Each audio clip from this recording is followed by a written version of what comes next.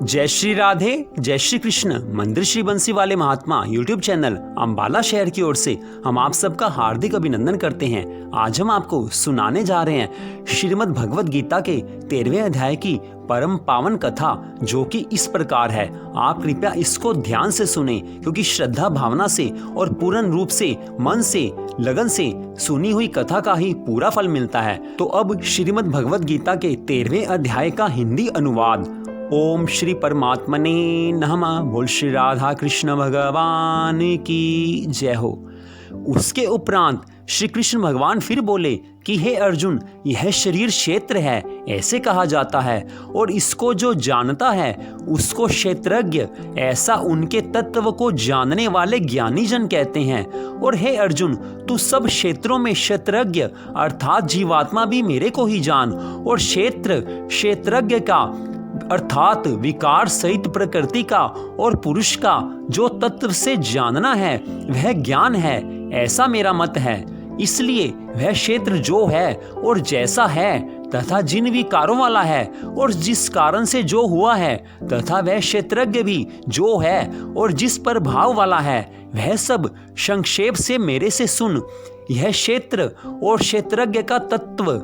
ऋषियों द्वारा बहुत प्रकार से कहा गया है, अर्थात समझाया गया है, और नाना प्रकार के वेद मंत्रों से विभाग पूर्वक कहा गया है, तथा अच्छी प्रकार निश्चय किए हुए युक्ति युक्त ब्रह्म सूत्र के पदों द्वारा भी वैसे ही कहा गया है। हे अर्जुन, वही मैं तेरे लिए कहता हूँ कि 5 महाभूत अर्थात आकाश, वायु, अग्नि, जल और पृथ्वी का सूक्ष्म भाव अहंकार, बुद्धि और मूल प्रकृति अर्थात त्रिगुणमयी माया भी, तथा 10 इंद्रियां अर्थात श्रोत्र, त्वचा, नेत्र, रसना और घ्राण एवं वाक, हस्त, पाद, उपस्थ और गुदा, एक मन और 5 इंद्रियों के विषय अर्थात शब्द, स्पर्श, रूप, रस और गंध, तथा इच्छा, द्वेष, सुख, दुख और स्थूल देह का पिंड एवं चेतनता और धृति। इस प्रकार यह क्षेत्र विकारों के सहित संक्षेप से कहा गया। हे अर्जुन, श्रेष्ठता के अभिमान का अभाव, दंभाचरण का अभाव, प्राणी मात्र को किसी प्रकार भी न सताना, और क्षमा भाव तथा मन वाणी की सरलता, श्रद्धा भक्ति सहित गुरु की सेवा, बाहर भीतर की शुद्धि, अंतःकरण की स्थिरता, मन और इंद्रियों सहित शरीर का निग्रह, इस लोक और परलोक के संपूर्ण भोगों में आसक्ति का अभाव और अहंकार का भी अभाव, एवं जन्म, मृत्यु, जरा और रोग आदि में दुख दोषों का बारंबार विचार करना, पुत्र, स्त्री, घर और धन आदि में आसक्ति का अभाव और ममता का न होना, तथा प्रिय और अप्रिय की प्राप्ति में सदा ही चित्त का सम रहना, अर्थात मन के अनुकूल तथा प्रतिकूल के प्राप्त होने पर हर्ष, शोक आदि विकारों का न होना, मुझ परमेश्वर में एक ही भाव से स्थिति रूप ध्यान योग के द्वारा अव्यभिचारिणी भक्ति तथा एकांत और शुद्ध देश में रहने का स्वभाव, और विषयासक्त मनुष्यों के समुदाय में प्रेम का ना होना, तथा अध्यात्म ज्ञान में नित्य स्थिति और तत्व ज्ञान के अर्थ रूप परमात्मा को सर्वत्र देखना, यह सब तो ज्ञान है, और जो इससे विपरीत है वह अज्ञान है, ऐसे कहा है। हे अर्जुन, जो जानने के योग्य है तथा जिसको जानकर मनुष्य परमानंद को प्राप्त होता है, उसको अच्छी प्रकार कहूंगा। वह आदि रहित परम ब्रह्म अकथनीय होने से न सत्य कहा जाता है और न असत्य ही कहा जाता है, परंतु वह सब ओर से हाथ पैर वाला और सब ओर से नेत्र, सिर और मुख वाला तथा सब ओर से श्रोत्र वाला है, क्योंकि वह संसार में सबको व्याप्त करके स्थित है और संपूर्ण इंद्रियों के विषयों को जानने वाला है, परंतु वास्तव में सब इंद्रियों से रहित है तथा आसक्ति रहित और गुणों से अतीत हुआ भी अपनी योग माया से सबको धारण पोषण करने वाला और गुणों को भोगने वाला है, तथा वह परमात्मा चराचर सब भूतों के बाहर भीतर परिपूर्ण है, और चर अचर रूप भी वही है, और वह सूक्ष्म होने से अविज्ञेय है तथा अति समीप में और दूर में भी स्थित वही है, और वह विभाग रहित एक रूप से आकाश के सदृश परिपूर्ण हुआ भी चराचर संपूर्ण भूतों में पृथक पृथक के सदृश स्थित प्रतीत होता है, तथा वह जानने योग्य परमात्मा विष्णु रूप से भूतों का धारण पोषण करने वाला और रुद्र रूप से संहार करने वाला तथा ब्रह्मा रूप से सबका उत्पन्न करने वाला है। वह ब्रह्म ज्योतियों का भी ज्योति एवं माया से अति परे कहा जाता है, तथा वह परमात्मा बोध स्वरूप और जानने के योग्य है एवं तत्व ज्ञान से प्राप्त होने वाला और सबके हृदय में स्थित है। हे अर्जुन, इस प्रकार क्षेत्र तथा ज्ञान और जानने योग्य परमात्मा का स्वरूप संक्षेप से कहा गया। इसको तत्व से जानकर मेरा भक्त मेरे स्वरूप को प्राप्त होता है। हे अर्जुन, प्रकृति अर्थात त्रिगुणमयी मेरी माया और जीवात्मा अर्थात क्षेत्रज्ञ, इन दोनों को ही तू अनादि जान और राग द्वेष आदि विकारों को तथा त्रिगुणात्मक संपूर्ण पदार्थों को भी प्रकृति से ही उत्पन्न हुए जान, क्योंकि कार्य और करण के उत्पन्न करने में हेतु प्रकृति कही जाती है और जीवात्मा सुख दुखों के भोक्तापन में अर्थात भोगने में हेतु कहा जाता है। परंतु प्रकृति में स्थित हुआ ही पुरुष प्रकृति से उत्पन्न हुए त्रिगुणात्मक सब पदार्थों को भोगता है और इन गुणों का संग ही इस जीवात्मा के अच्छी बुरी योनियों में जन्म लेने में कारण है। वास्तव में तो यह पुरुष इस देह में स्थित हुआ भी पर अर्थात त्रिगुणमयी माया से सर्वथा अतीत ही है। केवल साक्षी होने से उपद्रष्टा और यथार्थ सम्मति देने वाला होने से अनुमंता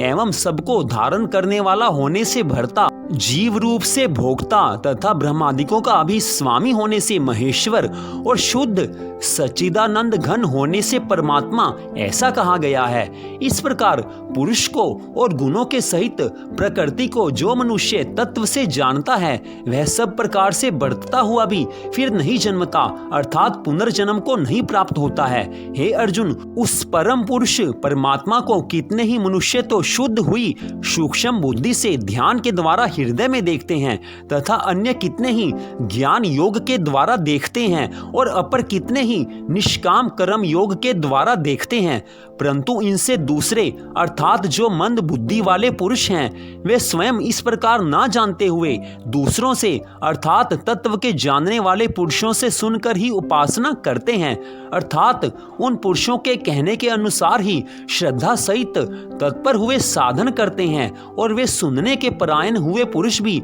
मृत्यु रूप संसार सागर को निस्संदेह तर जाते हैं। हे अर्जुन, यावन मात्र जो कुछ भी स्थावर जंगम वस्तु उत्पन्न होती है उस संपूर्ण को तू क्षेत्र और क्षेत्रज्ञ के संयोग से ही उत्पन्न हुई जान, अर्थात प्रकृति और पुरुष के परस्पर के संबंध से ही संपूर्ण जगत की स्थिति है। वास्तव में तो संपूर्ण जगत नाशवान और क्षणभंगुर होने से अनित्य है। इस प्रकार जानकर जो पुरुष नष्ट होते हुए सब चराचर भूतों में नाश रहित परमेश्वर को समभाव से स्थित देखता है वही देखता है, क्योंकि वह पुरुष सब में समभाव से स्थित हुए परमेश्वर को समान देखता हुआ अपने द्वारा आपको नष्ट नहीं करता है, अर्थात शरीर का नाश होने से अपने आत्मा का नाश नहीं मानता है। इससे वह परम गति को प्राप्त होता है। और जो पुरुष संपूर्ण कर्मों को सब प्रकार से प्रकृति से ही किए हुए देखता है, अर्थात इस बात को तत्व से समझ लेता है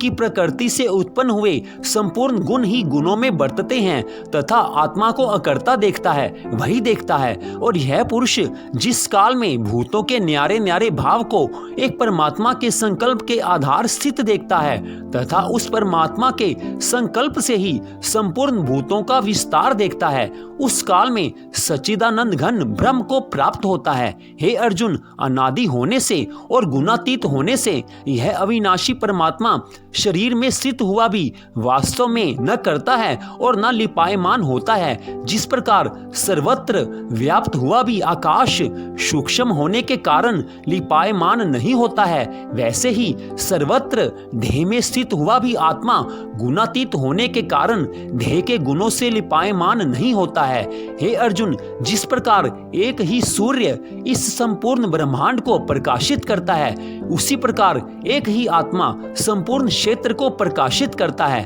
अर्थात नित्य बोध स्वरूप एक आत्मा की ही सत्ता से संपूर्ण जड़ वर्ग प्रकाशित होता है। इस प्रकार क्षेत्र और क्षेत्रज्ञ के भेद को तथा विकार सहित प्रकृति से छूटने के उपाय को जो पुरुष ज्ञान नेत्रों द्वारा तत्व से जानते हैं, वे महात्मा जन परब्रह्म परमात्मा को प्राप्त होते हैं। इति श्रीमद् भगवद गीता रूपी उपनिषद एवं ब्रह्म विद्या तथा योग शास्त्र विषयक श्री कृष्ण और अर्जुन के संवाद में क्षेत्र क्षेत्रज्ञ विभाग योग नामक 13वां अध्याय। और श्री राधा कृष्ण भगवान की जय। तो इस प्रकार श्रीमद् भगवद गीता के 13वें अध्याय का आपने हिंदी में अनुवाद सुना। तो मंदिर श्री बंसी वाले महात्मा यूट्यूब चैनल अंबाला शहर की ओर से आपने इस कथा को सुना। श्रीमद् भगवद गीता की 13वें अध्याय की परम पावन कथा को सुना। आपसे यह निवेदन है कि आप मंदिर श्री बंसी वाले महात्मा यूट्यूब चैनल को कृपया सब्सक्राइब कीजिए, ताकि आगे आने वाली सभी कथाओं को, जैसे कार्तिक मास महात्म्य की कथा अब हमारे चैनल पर